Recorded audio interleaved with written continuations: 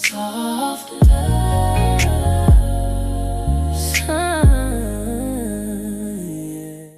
If you want to stop overthinking, sometimes you need to avoid what drains your peace. Let's see how to avoid people, situations, and even yourself. One thing I've learned is that we can't control everything. And sometimes, if we're being honest, some of our stress is voluntary. Not because we want to be stressed, but because we keep saying yes to things that are draining us. We have to remember that we don't have to agree to every stressful situation that comes our way. When you're feeling overwhelmed, ask yourself two simple questions. First, what exactly is stressing me out? And second, how can I take my power back? Can you reduce the stress? Can you moderate it? Can you remove it completely? For example, I hate starting laundry. It's not actually the laundry itself that bothers me, it's getting started. So instead of forcing myself through a process that stresses me out, I break it into smaller steps. When I get home from work, I sort my clothes. I gather the laundry, detergent, the antibacterial wipes, and dryer sheets, and I place everything by the door. Then the next morning, I load it into my truck, and on my way home from work, I stop at the laundromat. That's it. Task completed, no stress, no procrastination, no mental wrestling match. Now let's talk about people. Sometimes stress isn't a task, it's a person. Take my sister, for example. I love her to pieces. Yes, I do. But we are complete opposites. And because we're so different, we can get on each other's nerves pretty quickly if we're not careful. We've learned that we can't be on the phone forever and we can't spend unlimited time together without things getting a little spicy. So, what do?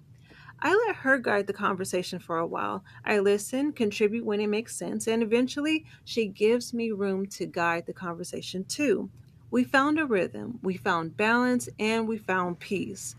The point is, sometimes managing stress isn't about cutting people off, it's about creating healthier boundaries and healthier ways of interacting. At the end of the day, you want to start saying no to unnecessary and harmful stress. The kind of stress that chomps away at your resource. And yes, when I say chomps, I'm talking about Chomper from Land Before Time. If you grew up in the 90s, you know exactly who I'm talking about. And there were definitely some tears involved. But seriously, stress can chew through your resources if you let it. And what are the resources? Your mental energy, your attention, your time. Those things are valuable. So here are three action steps that you can take today. Number one, reevaluate your to do list. Number two, delete tasks that aren't urgent or important. And number three, delegate what you can.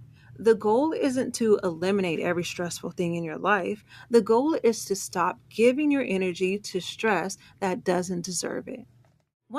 Let's take a look at the life of Joseph and see how he performed healthy avoidance. Joseph always knew he was different, not because he wanted to be, not because he tried to stand out, but because his father made sure everyone knew it. The day Jacob gave Joseph the coat, the entire house went silent. It wasn't just any coat. This thing looked royal, bright colors woven together like something a king's son would wear. While his brothers walked around sweaty and dusty from working fields, Joseph looked like he belonged in a palace painting.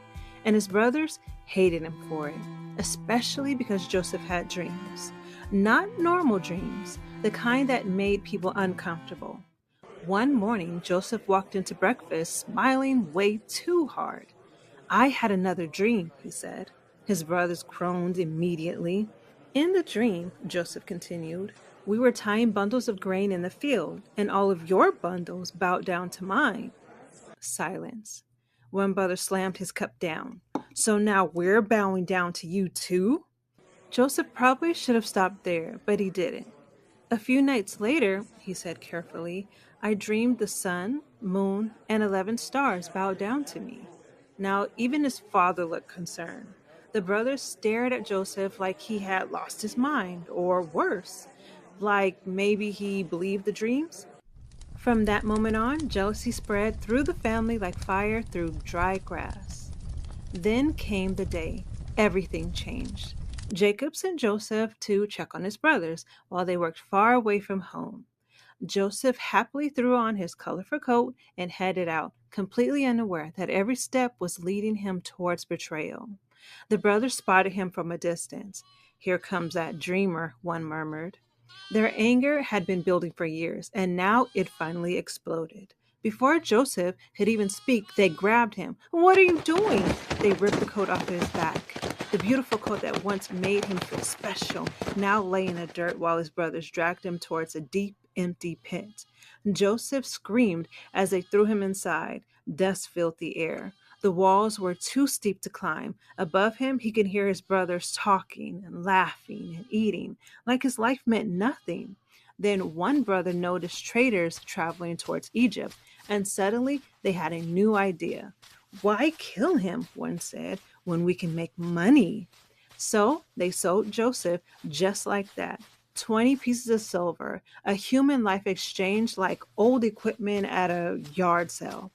Joseph was dragged away in chains while his brothers watched him disappear into the desert. Everything he loved was gone: his family, his home, his freedom, even the coat. Egypt was loud, crowded, and completely unfamiliar. Joseph probably thought his life was over, but somehow, even there, God stayed with him. Joseph eventually became a servant in the house of an Egyptian officer named Potiphar, and Joseph worked hard, really hard. He was honest, disciplined, and trustworthy. Soon Potiphar trusted him with everything. Joseph went from slave to running the entire household. But success brought new problems. Potiphar's wife noticed Joseph, and she wanted him. Every day she flirted with him. Every day she tried getting closer. "Come be with me," she whispered. But Joseph refused every single time. "This would betray my master," he said, "and it would dishonor God." Still, she wouldn't stop. Then one day the house was empty. No servants, no workers, just Joseph and her. She grabbed his robe tightly. "Stay with me." For one split second, Joseph had a choice: give in or run. And Joseph ran. He left the robe behind and sprinted out of the house as fast as he could. Because sometimes the strongest thing you can do is leave temptation standing in the room by itself. Potiphar's wife screamed after him, furious and embarrassed, and Joseph's decision would cost him dearly. But that moment would also prove something powerful. Joseph may have lost his coat, but he never lost his character. When I think about healthy avoidance, one of the best examples comes from Joseph and Zilekha. According to Jubilees, Zilekha became fixated on Joseph. Day after day, she tried to persuade him, flatter him, and draw his attention towards her. But what I find interesting is that Joseph didn't sit around arguing with temptation. He didn't entertain it, he didn't feed it. In fact, the text says he wouldn't even lift up his eyes to look at her. When she complimented him and praised his words, Joseph immediately redirected the focus back to God. So instead of soaking up attention, he talked about God's glory. He even confronted the situation directly and essentially said, "How long are you going to flirt with me? Go do what you need to do." Joseph understood something that many of us forget. Not every battle needs to be fought head on.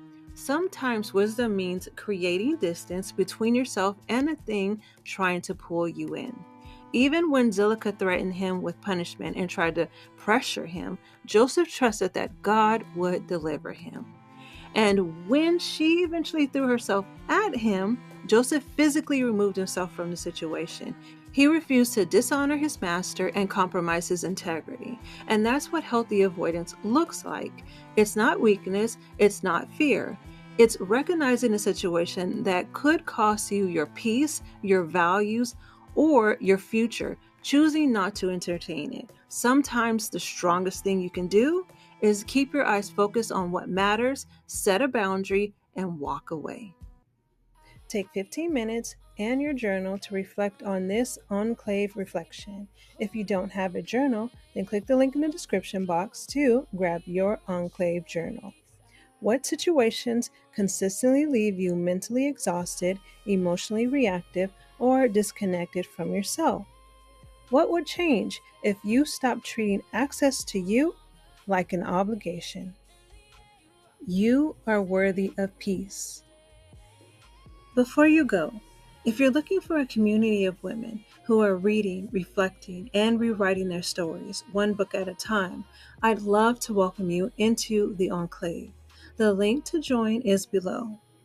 And if today's conversation resonated with you, make sure you watch the next video because we're taking the next step together on this journey. Until then, I will see you on the avenue. Rise, rise, rise.